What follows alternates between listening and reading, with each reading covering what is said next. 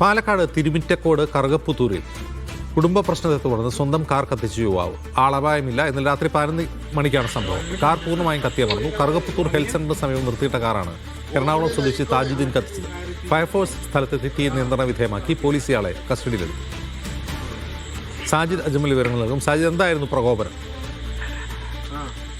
അജിൻസ്, ഈ കുടുംബ പ്രശ്നമാണ് ഈ ഒരു കാർ കത്തിക്കുന്നതിലേക്ക് പോയത്. ഈ തിരുമിറ്റക്കോട് കറുകപ്പുത്തൂരിലാണ് ഈ കുടുംബ പ്രശ്നത്തെ തുടർന്ന് യുവാവ് ഈ കാർ കത്തിച്ചത്. എറണാകുളം സ്വദേശിയായ താജുദ്ദീനാണ് സ്വന്തം കാറ് ഈ കത്തിച്ചത്. ഈ കറുകപ്പുത്തൂരിലെ ഈ ഹെൽത്ത് സെന്ററിന് മുൻപിൽ ഇട്ടാണ് കാർ കത്തിച്ചത്. അവിടെയാണ് ഈ താജുദ്ദീന്റെ ഭാര്യ ജോലി ചെയ്യുന്നത്. അവിടെ നഴ്സാണ്.